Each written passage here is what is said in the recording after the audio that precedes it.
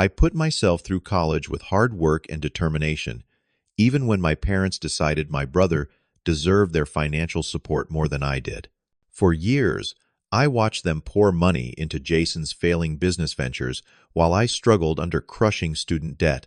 Now I have a beautiful 5-year-old daughter named Lily, and suddenly my parents want to be part of her life, as if they didn't abandon me when I needed them most.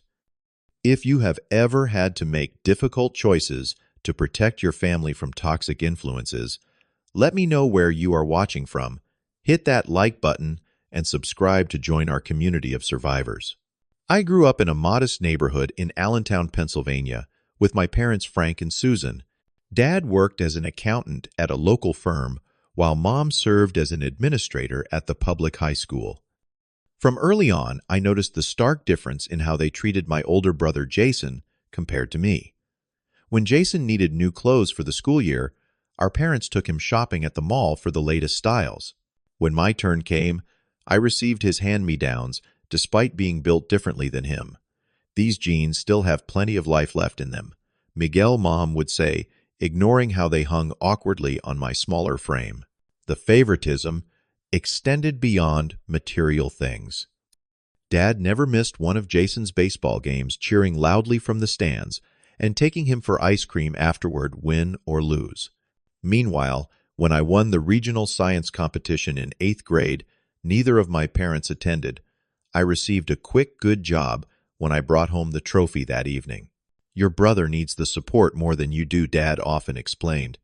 "You are naturally gifted, Miguel. Jason has to work harder for his achievements."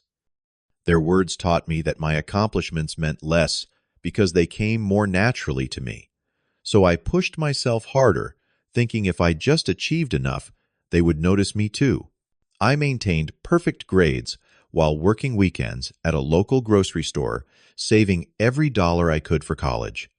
Jason graduated high school with average grades and minimal effort. Our parents threw him an extravagant party, inviting extended family from across 3 states.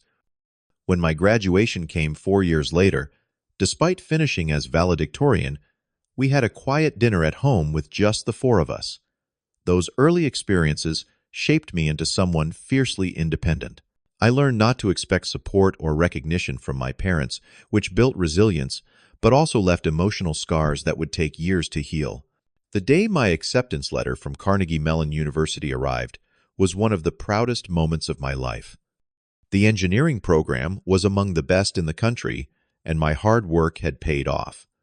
I rushed home, letter in hand, eager to share the news.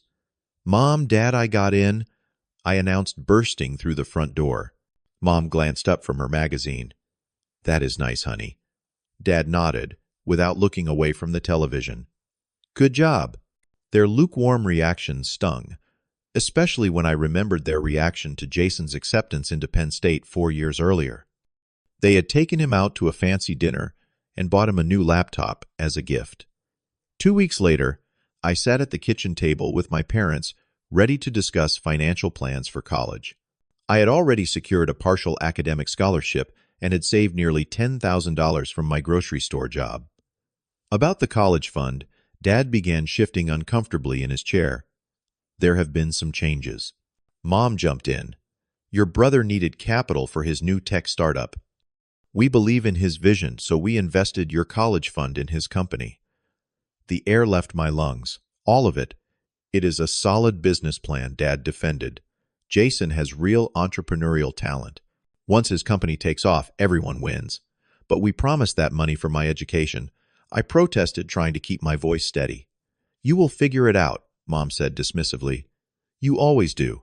Besides, you have that scholarship." That night, I researched student loans until my eyes burned.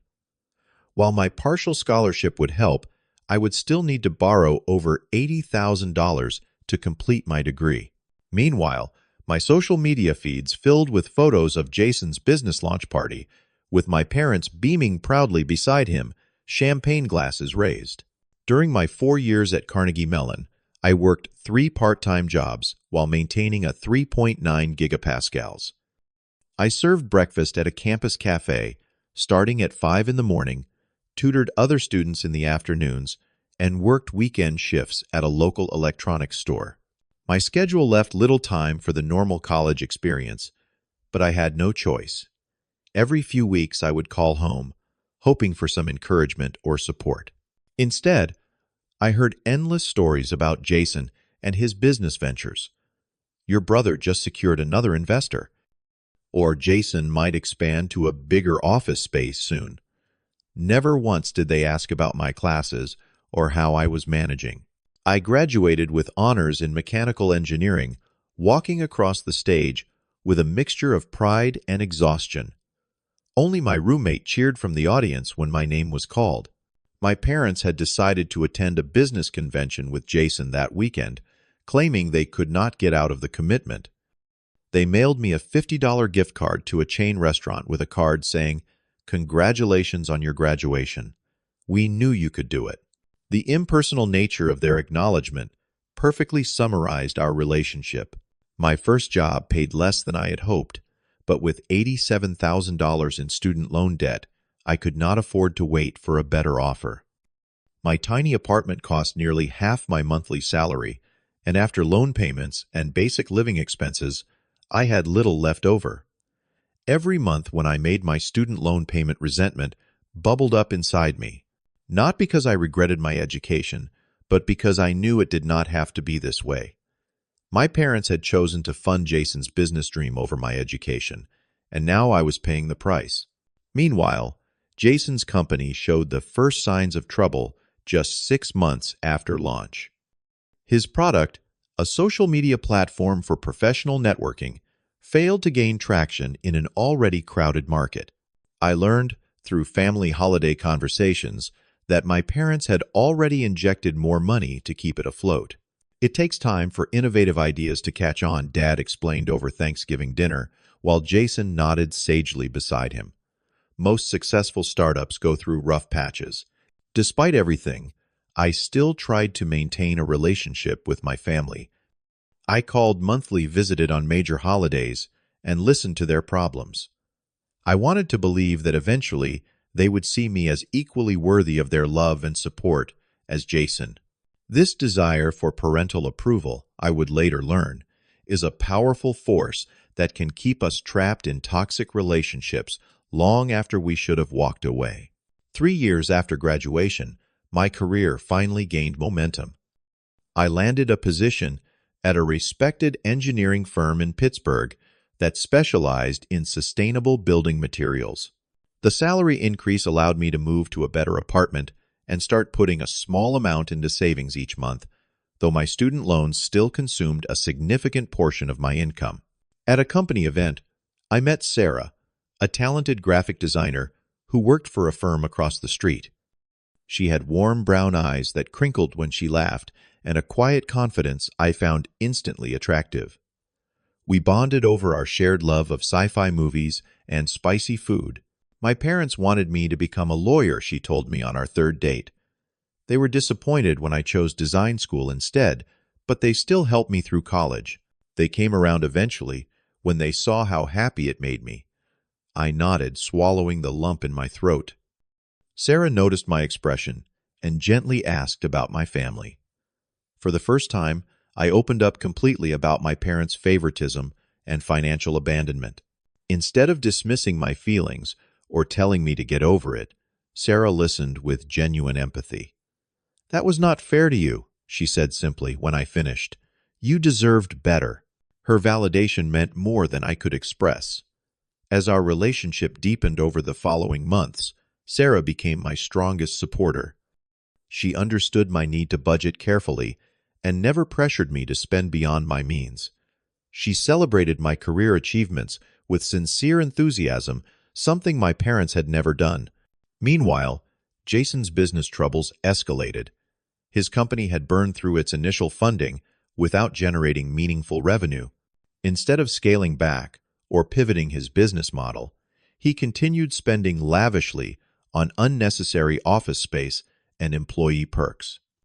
At a family dinner I attended with Sarah, I learned the full extent of my parents' financial entanglement with Jason's failing business. We had to refinance the house Mom mentioned casually as if discussing the weather. Jason needed another cash injection to get through this quarter. My fork clattered against my plate. You mortgaged your home. But you are only 5 years from retirement, Dad waved dismissively. Sometimes you need to take risks to achieve great things. Jason is on the verge of a breakthrough. Sarah squeezed my hand under the table as I struggled to contain my frustration.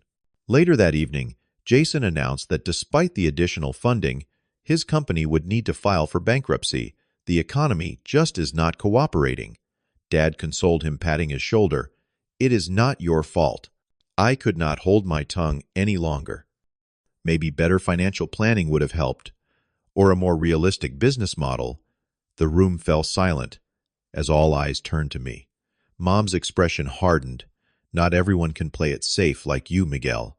Some people have vision and ambition. The implication that I lacked ambition because I chose financial responsibility over reckless spending cut deep. Sarah and I left shortly after the tension thickened in the air. They really do not see it, do they? Sarah asked as we drove home. How unfairly they treat you compared to your brother. I shook my head, reality settling heavily on my shoulders. I do not think they ever will. When Sarah and I decided to get married after 2 years together, we planned a modest wedding that fit our budget. To my surprise, my parents initially offered to contribute $2,000 toward the celebration. We want to help make your day special, Mom said during a rare phone call where she actually asked about my life. For a brief moment, I felt a flicker of hope that perhaps they were finally seeing me as equal to Jason. That hope was crushed 3 weeks before the wedding when Dad called. About the wedding contribution, he began awkwardly. We need to use that money to help Jason get back on his feet after the bankruptcy. I am sure you understand. You and Sarah are doing fine, but Jason is really struggling right now. The familiar pain of rejection washed over me. We already made plans based on your commitment, I said, trying to keep my voice steady. Plans can change, Dad replied dismissively. Jason needs us right now. The following weekend, my cousin sent me a photo of Jason standing proudly next to a brand new Audi. Check out Jay's sweet new ride, the caption read. My parents had bought him a luxury car the same month they reneged on their modest contribution to my wedding. When I showed Sarah the photo, she did not express anger or surprise. Instead, she called her parents, who immediately offered to cover the shortfall in our wedding budget. We consider you family already, Miguel, her father told me. We are happy to help. On our wedding day, my parents arrived 30 minutes late to the ceremony and left immediately after dinner, claiming they had an early flight the next morning. Sarah's family, in contrast, helped with everything from decorating the venue to cleaning up afterward, embracing me with a warmth I had rarely experienced from my own parents. Family is not just blood, Sarah's mother told me, as she hugged me goodbye at the end of the night. It is who shows up for you when it matters. Her words would prove more prophetic than I could have imagined. 2 years into our marriage, Sarah and I were overjoyed to discover we were expecting a baby. We transformed our spare bedroom into a nursery, painting the walls a soft yellow and assembling furniture on weekends. Around the same time, my company announced potential downsizing due to a market downturn. Though my position seemed secure, the uncertainty added stress during what should have been a joyful time. My student loan payments continued to strain our budget, especially as we prepared for the additional expenses a child would bring. After much discussion with Sarah, I made the difficult decision to call my parents for help. I had not asked them for financial assistance since before college, but with a baby on the way and job uncertainty looming, I swallowed my pride. I would not ask if it was not important, I explained, after outlining our situation. Even a temporary loan to help with my student debt would make a huge difference right now. Oh, Miguel, Mom sighed. You know we would help if we could, but we just cannot afford it right now. We are still helping Jason recover from his business failure. Perhaps you should have chosen a more stable industry. The casual cruelty of her response left me speechless. My engineering career was far more stable than Jason's failed entrepreneurial ventures, yet somehow I was being lectured about financial responsibility. A week later, I received a call from my Aunt Linda, who had always been kinder to me than my own parents. "I thought you should know," she said hesitantly. "Your parents just invested $50,000 in Jason's new business venture. He is launching some kind of food delivery app." The revelation hit me like a physical blow. They had lied to me outright. They could afford to help. They simply chose not to. Their $50,000 for Jason's second business attempt would have eliminated more than half my remaining student debt, the debt I had only because they had given my college fund to Jason's first failed business. That night, Sarah held me as I finally allowed myself to cry over the years of rejection and unfair treatment. "This is not about money," she whispered. "This is about them consistently choosing him over you. You deserve parents who value you." For the first time, I truly accepted what I had known subconsciously for years. My parents would never treat me with the same love and support they gave Jason. No achievement, no milestone, no need would ever be significant enough to earn their equal regard. The next morning, I woke with a clarity I had never experienced before. Over breakfast, Sarah and I had an honest conversation about my family situation. "I think I need to cut ties with my parents." I said the words both painful and liberating, for our child's sake and for my own mental health. Sarah nodded supportively. "Whatever you decide, I am with you. Our baby deserves to be surrounded by people who demonstrate genuine love, not conditional approval." That weekend, I called my parents and asked to meet them for lunch. I arrived emotionally prepared, with points I wanted to express clearly and boundaries I needed to establish. "I need to say something important," I began once we were seated. "For my entire life, you have consistently prioritized Jason over me. You gave him my college fund, forcing me into debt. You refinanced your home to fund his failing business while telling me you could not help with my wedding. Now you have lied about being unable to help with my student loans while investing in his second business venture." Mom immediately became defensive. "We have always treated you and your brother equally.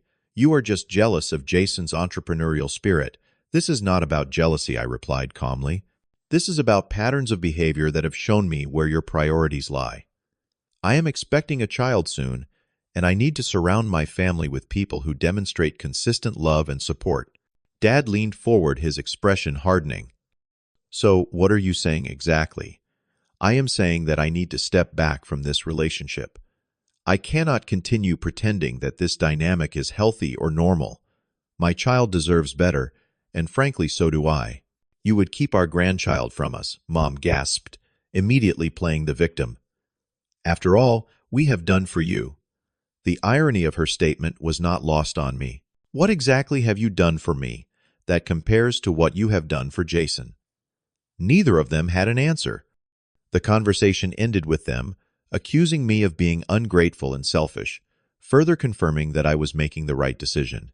2 months later, our daughter Lily was born, a tiny, perfect human with Sarah's eyes and my dark hair. Holding her for the first time, I made a silent promise that she would never know the pain of feeling less valued than another child.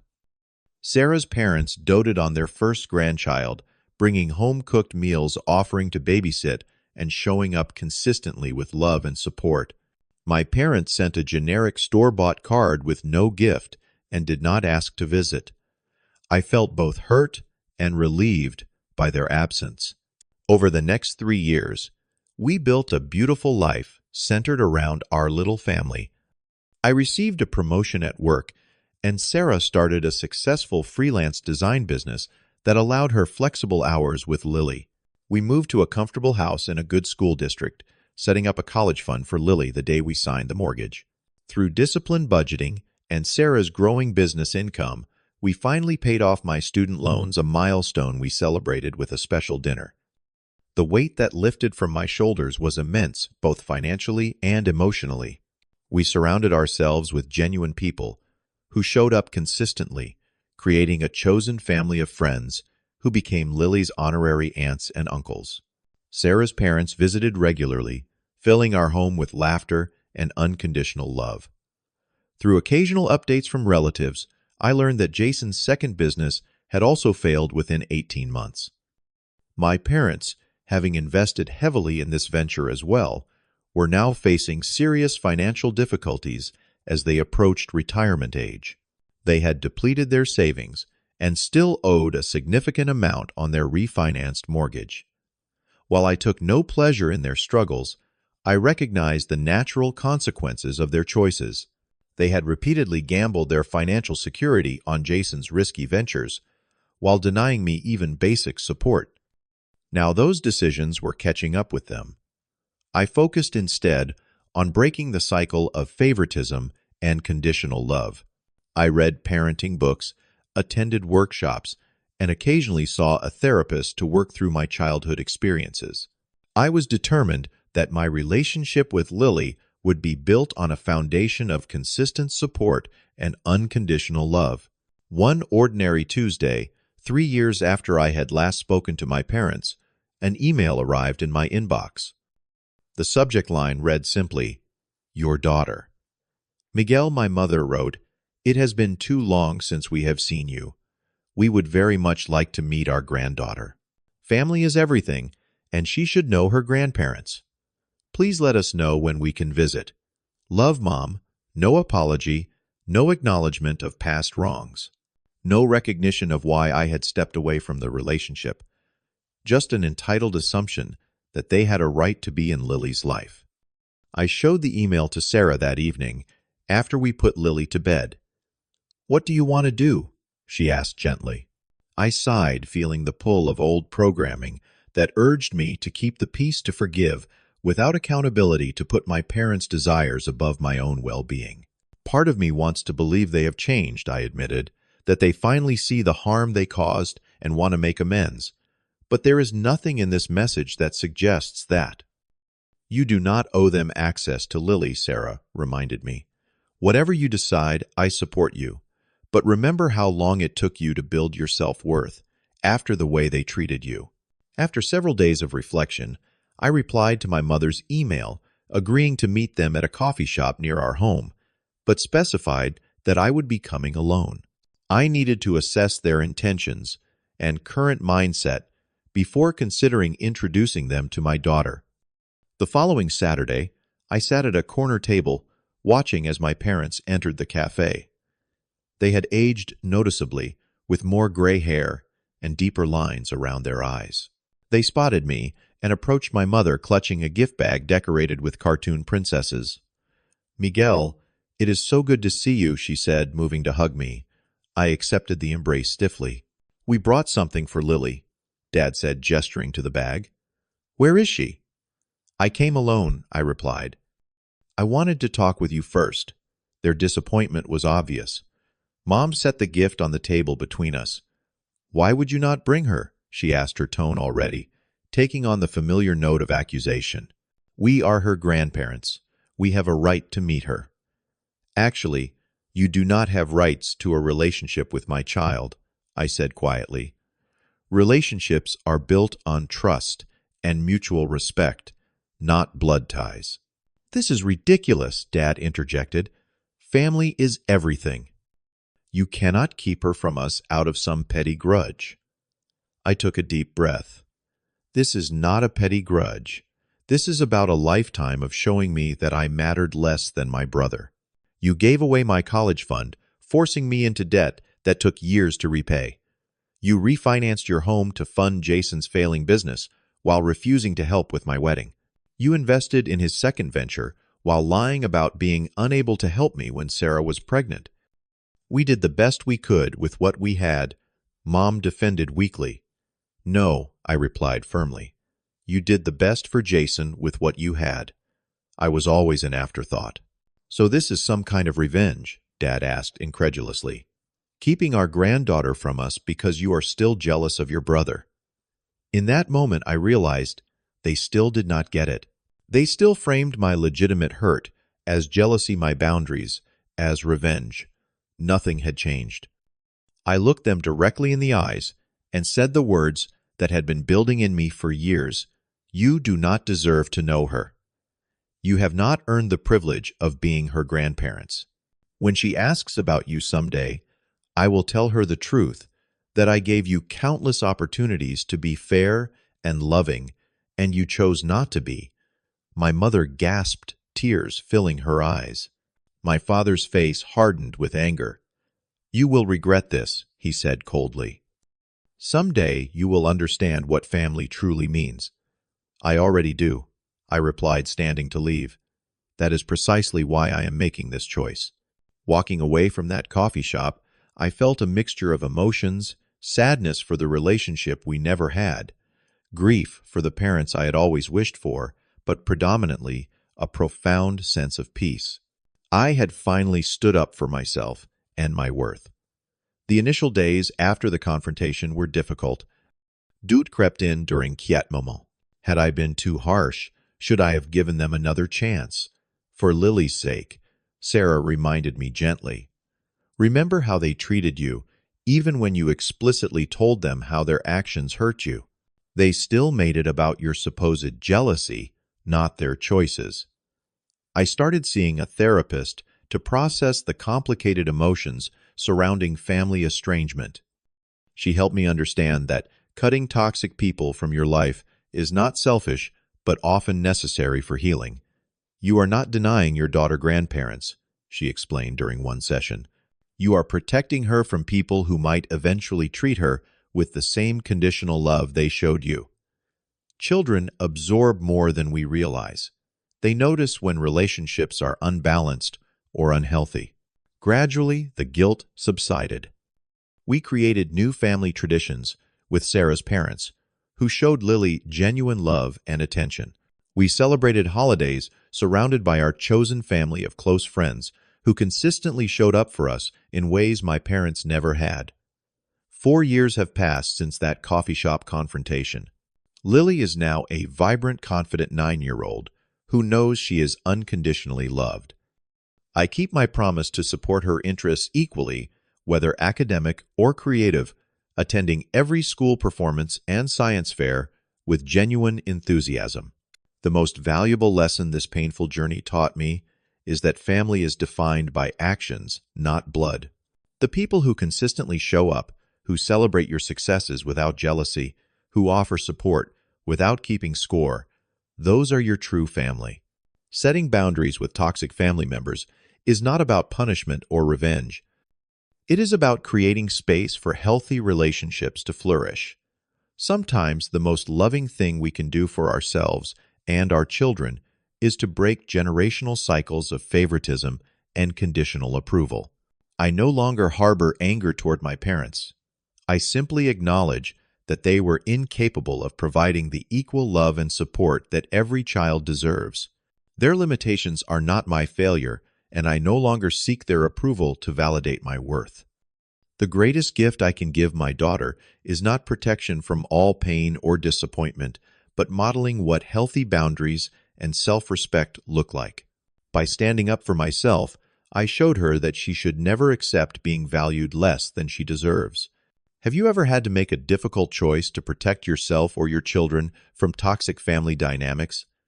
I would love to hear your stories in the comments below. If this resonated with you, please like this video and subscribe to our channel for more stories about finding strength through difficult family situations. Remember that creating boundaries is an act of self-love, not selfishness. Thank you for listening, and I wish you peace on your own journey toward healing.